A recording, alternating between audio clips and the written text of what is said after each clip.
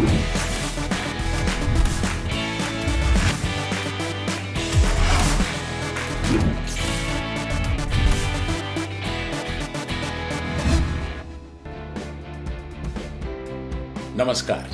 खेलों में खास में आपका स्वागत है। सबसे पहले आप सभी को स्वाधीनता दिवस की असंख्य असीमित शुभकामनाएं।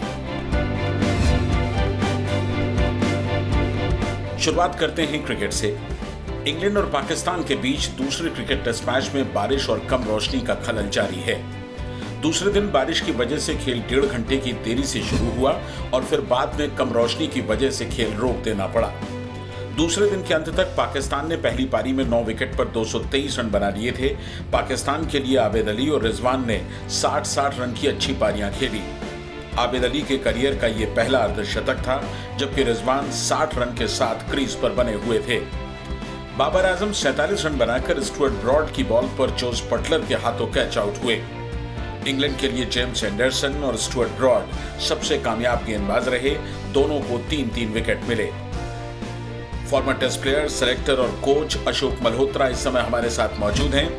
अशोक जी, दूसरा दिन भी बारिश और खराब रोशनी की वजह से खेल काफी खराब हुआ है। आपको लगता है कि ये मुकाबला अब थोड़ा सा ड्रॉ की ओर आगे बढ़ता दिखाई दे रहा है?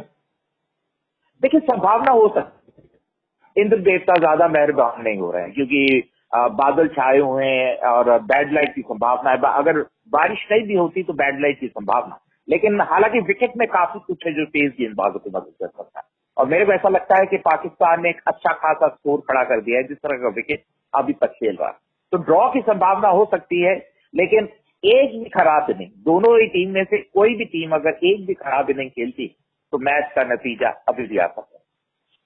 बिल्कुल ठीक कहा आपने। और जिस तरह का मौसम पूर्वानुमान है उसमें 5 दिन बारिश का इम्कान है, तो इस बात की संभावना हो सकती है कि मुकाबला ड्रॉ की ओर बढ़े। लेकिन रिजवान ने अच्छी बल्लेबाजी की, इसमें कोई शक नहीं। बहुत बेहतर बल्लेबाजी की, जैसी कंडीशन थी, जैसे आसमान में बादल छाए हुए थे, बॉल सारा दिन मूव कर रहा था। और फिर उन्होंने न केवल अच्छी बल्लेबाजी की, उन्होंने जो उछल्ले बल्लेबाजों के साथ मिलकर जो रन जोड़े वो काफी महत्वपूर्ण रन, क्योंकि ऐसा लग रहा था एक समय कि 160, 170 पर निपट जाएगी पाकिस्तान, लेकिन अब ऐसा लगने लग गया कि हो सकता 250 का आंकड़ा छू सकती है। और 250 का स्कोर इस विकेट पर और ऐसे मौसम में काफी बड़ा स्कोर।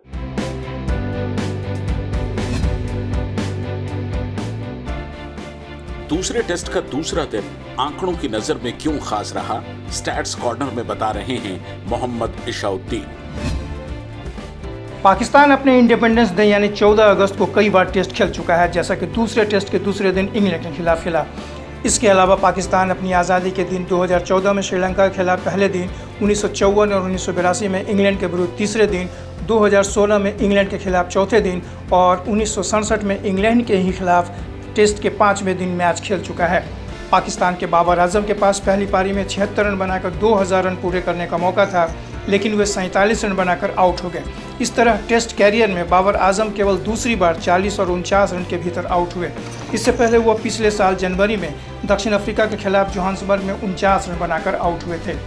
पाकिस्तान के विकेटकीपर मोहम्मद रिजवान ने पिछले साल नवंबर में ऑस्ट्रेलिया के खिलाफ ब्रिस्बेन टेस्ट मैच की तीसरी पारी में 95 रन की पारी खेली थी और शतक से चूक गए थे। इंग्लैंड के खिलाफ पहली पारी में उन्होंने अर्धशतक जमाया। यह उनके 9 टेस्टों के कैरियर का केवल दूसरा अर्धशतक है। रिजवान ने साउथहैम्पटन में 7वें नंबर पर बल्लेबाजी की।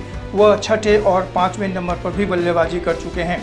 मज़े की बात है कि इंग्लैंड की धरती पर पाकिस्तान ने पिछले जो 10 टेस्ट मैच खेले हैं उसमें मोहम्मद रिजवान पहले विकेटकीपर हैं जिन्होंने अर्धशतक जमाया है।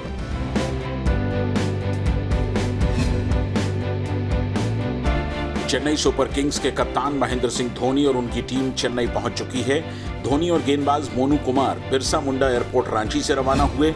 धोनी के अलावा सुरेश रैना, केदार जाधव समेत सीएसके टीम के सभी प्लेयर्स कल चेन्नई पहुंच गए। इस बीच बीसीसीआई की एंटी करप्शन यूनिट के प्रमुख अजीत सिंह ने कहा है कि दुबई में मैच फिक्सिंग की किसी भी आशंका को नकार दिया जाएगा। आईपीएल राउंडअप के साथ नीति रावत। चेन्नई सुपर किंग्स इस बार भी आईपीएल को बेहद संजीदगी से ले रही है और सबसे पहले इसी टीम के खिलाड़ी चेन्नई पहुंच चुके हैं। रांची के बिरसा मुंडा एयरपोर्ट पर धोनी से पहले गेंदबाज मोनू पहुंचे और उन्होंने कहा कि इस बार खिताब उन्हीं की टीम जीतने जा रही है। मोनू और धोनी चार्टर्ड प्लेन से निकले। इसी तरह सुरेश रैना और केदार जाधव समेत बाकी खिलाड़ी भी अलग अलग विमानों से चेन्नई पहुंचे। टीम मैनेजमेंट ने अपने ट्विटर हैंडल पर इन खिलाड़ियों की तस्वीरें शेयर की हैं। खिलाड़ी यहां 7 दिन क्वारंटीन में रहेंगे। सभी के 3 कोरोना टेस्ट भी होंगे और इसी दौरान सभी खिलाड़ी एमए चिदम्बरम स्टेडियम में ट्रेनिंग कैंप में भी शामिल होंगे। जैसा कि आप जानते हैं कि बीसीसीआई ने सभी टीम्स के 20 अगस्त के बाद यूएई जाने की मंजूरी दी है और इसीलिए सीएसके उसके अगले ही दिन 21 अगस्त को रवाना होगी। सीएसके टीम का कैंप आज से शुरू हो रहा है। हालांकि इस कैंप में लाइट ट्रेनिंग होगी और फिटनेस हासिल करने के प्रयास ही किए जाएंगे। धोनी आईपीएल के शुरू से ही चेन्नई के कप्तान हैं। उनकी कप्तानी में टीम ने 3 बार आईपीएल और 2 बार चैंपियंस लीग का खिताब जीता है। लेकिन धोनी करीब 1 साल से क्रिकेट से दूर हैं।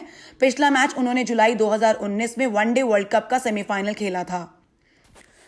उधर दूसरी ओर आईपीएल में मैच फिक्सिंग को लेकर चिंता जताई जा रही है। हालांकि बीसीसीआई की एंटी करप्शन यूनिट के हेड अजीत सिंह का मानना है कि बायोसिक्योर माहौल के कारण टूर्नामेंट करप्शन से दूर रहेगा और इसके लिए अलग से स्पेशल इंतजाम की कोई जरूरत नहीं होगी। बायोसिक्योर माहौल के कारण टूर्नामेंट के दौरान खिलाड़ियों समेत स्टाफ को फैंस और दूसरे किसी भी बाहरी व्यक्ति से मिलने या बात करने की अनुमति नहीं होगी। आईपीएल इस बार 53 दिन का होगा। 8 टीमों के बीच 60 मैच खेले जाएंगे। ये सभी मुकाबले यूएई के 3 स्टेडियम दुबई, अबू धाबी और शारजाह में होंगे। तो आईपीएल राउंड अप में आज इतना ही। ऑस्ट्रेलिया टीम 3 T20 और इतने ही वनडे मैचेस की सीरीज के लिए इंग्लैंड जाएगी। दौरे की शुरुआत 4 सितंबर से होगी। पहले ये सीरीज जुलाई में होनी थी, लेकिन कोरोना के कारण इसे टाल दिया गया।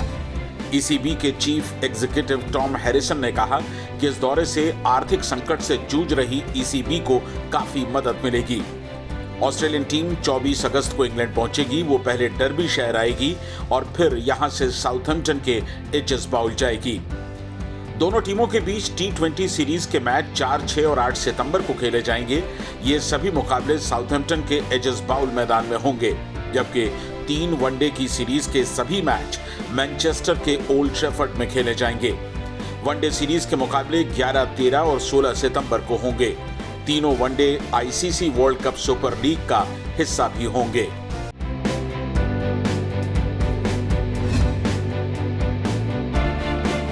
डिफेंडिंग चैंपियन बियांका एंड्रीस्कू ने यूएस ओपन ग्रैंड स्लैम में अपना नाम वापस ले लिया है।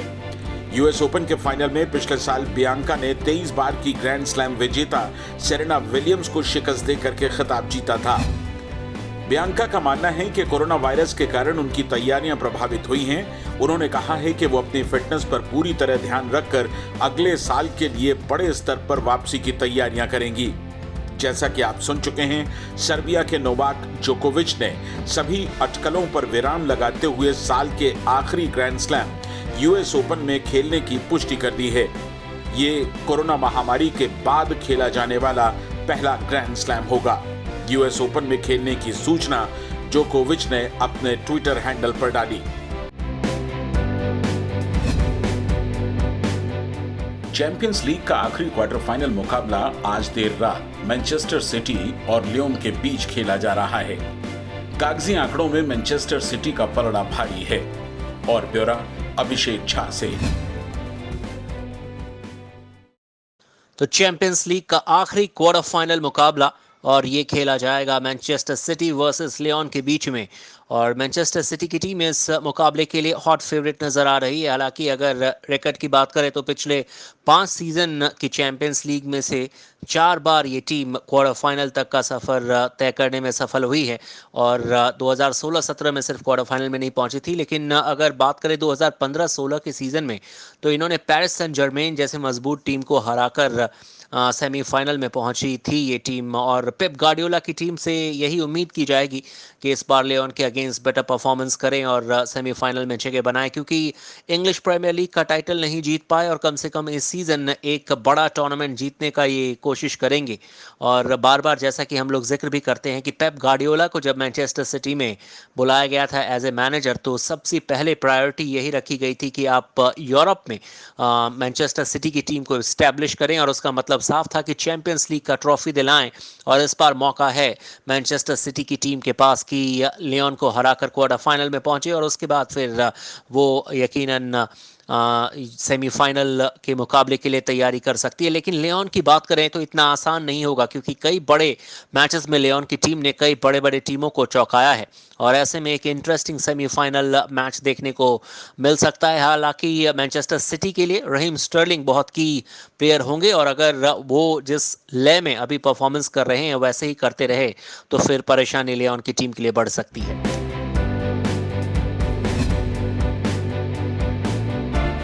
ओलंपिक की उम्मीद माने जा रहे आर्चर्स के लिए नेशनल कैंप 25 अगस्त से पुणे स्थित आर्मी स्पोर्ट्स इंस्टीट्यूट में शुरू होगा।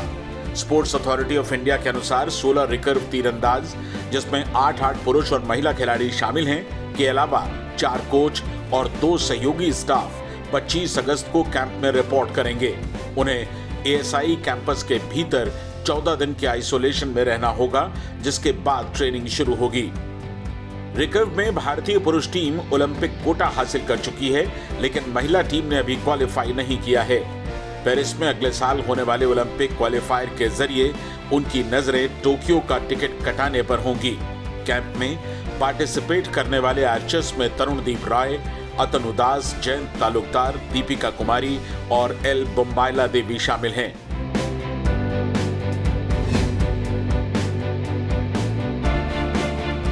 तो खेलों में खास में आज का सफर इतना ही। आप स्पोर्ट्स वीडियोस, अपडेट्स और ब्लॉग्स के लिए एक्सेस करें हमारी वेबसाइट sportszindagi.com और हमारी ईमेल आईडी भी नोट कर लें connect@sportszindagi.com। हमें आपके विचारों की प्रतीक्षा रहेगी, आपके सुझावों का इंतजार रहेगा। अपना ख्याल रखिए, कल मिलेंगे। नमस्कार।